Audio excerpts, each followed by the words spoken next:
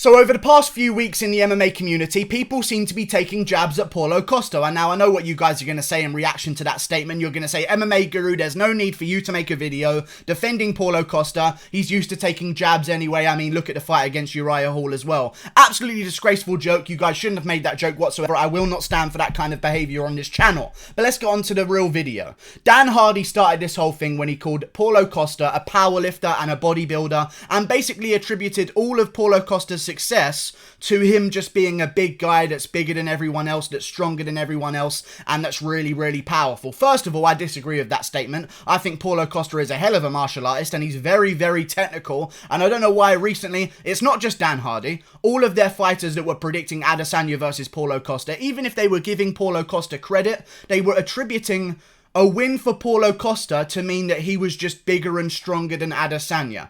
That is not the case whatsoever. Paulo Costa is a hell of a martial artist. I don't know why people seem to think that he's just this big guy and that's the only reason he's successful in MMA. He's not like he's just holding guys up against the cage and being stronger than them and that's why he's winning the fights. He's striking with guys. And not to mention, people talk about this one-punch KO power that gets him through a lot of bouts. Name me one time where one-punch KO power has secured Paulo Costa a win. Never. It always is down to volume, it's down to technique, and I don't know why people are completely diminishing the game of Paulo Costa. Well, I know why Dan Hardy's doing it, because over the past week or so, Dan Hardy's been on an absolute cruise and a tour of just destroying his entire career and credibility. First of all, he trashed the dreams of a 15-year-old. Second of all, he's coming after Paulo Costa because Paulo Costa made a comment about Dan Hardy's girlfriend. I know Dan Hardy didn't like that too much, but you got to take your bias out of it, Dan Hardy. You can't just completely disregard Paulo Costa's skill set. And Dan Hardy even went as far to say as something like, I'm going to teach Paulo Costa a couple tricks to help out his technique over at my gym if he wants to come down. That's absolutely disgraceful in my opinion. I don't think you should completely disregard Paulo Costa's skill set. People act like he hasn't got a great body kick. People act like every single time he throws a punch, he doesn't bring his hand right back to his chin. He's got great technique. Paulo Costa has got some lethal leg kicks that no one seems to be paying attention to. People are just saying that Paulo Costa is this big muscled up guy that just walks down everyone and hits them with one punch KO power. He doesn't do that whatsoever. Fair enough, he closes down the cage and he controls the octagon. He ushers guys against the cage. That's skill. That's footwork. That shows fight IQ. One problem that Calvin Kattar had in his fight with Zabit Magomedsharipov is that he was following Zabit Magomedsharipov around the cage and not cutting off the cage and closing down Zabit in that third round. Everyone says that Calvin Kattar's an absolute genius, but then we're completely disregarding Paulo Costa on the other side and just saying, he lifts a lot of weights. He doesn't whatsoever. He's got great punches. He's got great technique. The fact that he's able to land those punches, despite having T-Rex arms, shows you how great his technique is and how great his footwork is. He's got lethal body kicks, lethal leg kicks. I don't know why this mass delusion has been going around in the MMA community recently, and I feel like it's kind of down to jealousy. A little bit. He's a big guy. He looks like an absolute god. I understand that there would be a little bit of bitterness with some of these MMA analysts, especially if they found out that Paulo Costa was going after their girlfriend, Veronica Macedo, like Dan Hardy did. I understand he might be a little bit jealous and a little bit feels like he needs to say something about Paulo Costa, but as an MMA analyst, if you call yourself that, you have to be completely unbiased, Dan Hardy. And I know that Dan Hardy's had problems with bias before. Anyone that's from the UK is going to be touted as the next world champion if Dan Hardy's involved. That just seems to be the case.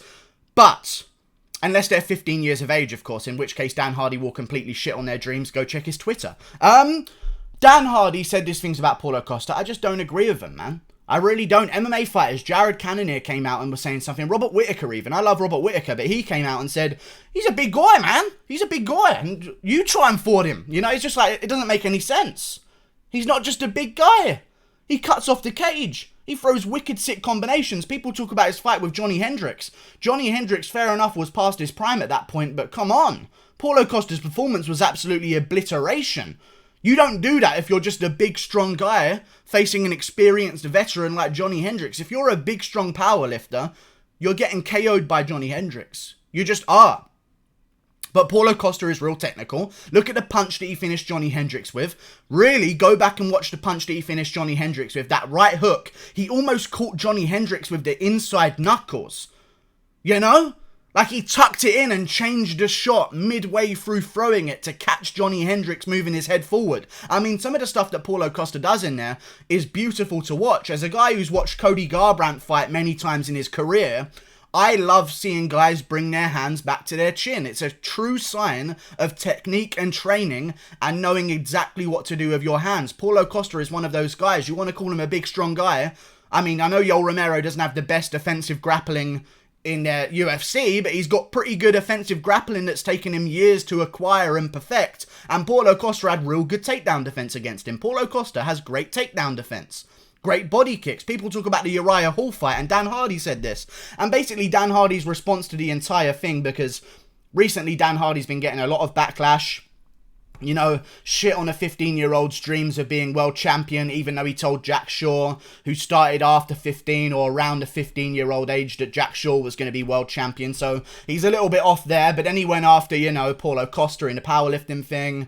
He said some other things as well recently that a lot of people don't agree with. But still, Dan Hardy came back. He got a bit of backlash for his claims, and he basically said, I wasn't saying that, I'm just saying that Adesanya wins. I was just saying how good Adesanya is. But no, you were trying to diminish the game of Paulo Costa. I don't understand why. I mean, I do, because of the whole girlfriend thing. I would be worried if Paulo Costa was going after my girl. I mean, that's just a case. But I wouldn't then devalue the credibility of my career going after him and lying about his skill set. That just makes no sense whatsoever. Paulo Costa is a legit martial artist with legit skill. Anyone who can land a lead hook to the liver of Yoel Romero without getting KO'd in the process has legit skill. Legit skill. Anyone who can throw a lead hook to the liver, period. Forget Yoel Romero and not getting KO'd in the process. Anyone who can throw a lead left hook to the liver, period, has immense amounts of skill. And I've seen this with Jared Cannonier, and I said before Robert Whittaker. A lot of guys in the division are picking Paulo Costa based on his size and strength. I get that he's a big guy for the division, but like, when I watch Paulo Costa go out there, I don't think, oh my god, here's this monstrosity that's just bigger than everyone. I mean, look at the fight between him and Uriah Hall. I get there's a bit of a size difference, but Paulo Costa's got really short arms. That's weight that's taken off of his arms and limbs that's going to be put onto the other parts of his body. That's just how it is. He has really, really short arms, and he overcomes that. He doesn't just KO guys with one punch. He's not this berserker that just goes out there after lifting a bunch of weights and just swings for the fences. His hands come back to his chin perfectly. He's got great body kicks that he showed against Yoel Romero. He's got great leg kicks as well that he showed against Yoel Romero, showed against Uriah Hall. His combinations when he's got guys finally trapped against the cage, which is what he's looking for his entire fight, are brutal. The body shots coming back upstairs. He didn't just KO Uriah Hall with one punch. He really didn't. He broke him down eventually and over time using good skill, good combinations. Not just this freakish one-punch KO power that people were imagining that Paulo Costa has. If he beats Israel Adesanya, it's going to be because he was technical. It's going to be because he was landing the body kick on a taller opponent with a long torso that keeps his hands somewhat up high whenever people are throwing combinations against him. It's going to be for those reasons. It's going to be because he was landing good leg kicks. I don't want the outcome of Adesanya versus Costa to be, Paulo Costa landed the big punch. Because that's just not what he does. I don't know why people are piling on Paulo Costa. I feel like it's a little bit of a bitterness thing. That's okay. I'm probably going to pick Paulo Costa to beat Israel Adesanya, honestly. I really think I am. And it's not because of this whole thing. I've said that Paulo Costa beats Israel Adesanya for a long time. I just feel like all of these experts and analysts and fighters, they're just making absolutely retarded predictions and retarded statements to support their predictions. Maybe because they just don't like Paulo Costa and the amount of hype that he's gotten and the amount of few fights that he's taken to get to the top level. And people act like he's got there too soon. He just went to war with Yoel Romero and won. I know a lot of people think Yoel Romero won that fight, but I mean, watch the fight without commentary and you'll come to a different conclusion. Joe Rogan was commentating that fight and Yoel Romero was in that fight. So obviously it's going to be biased. I don't know why people are coming at Paulo Costa. Calm the fuck down, everyone. He's a good fighter. He throws great combinations. I feel like I'm just repeating myself now, so I'm going to stop. But this is just ridiculous. Everyone seems to be saying it, and no one's calling him out for it. Dan Hardy says that he's going to teach Paulo Costa a few things about technical problems in his game. Okay, Dan Hardy, we'll listen to you. Okay, Paulo Costa is able to throw haymakers and go from, within a second, throwing haymakers to stuffing takedowns against Yoel Romero. Dan Hardy, we watched your fight with GSP. You don't know what an underhook is.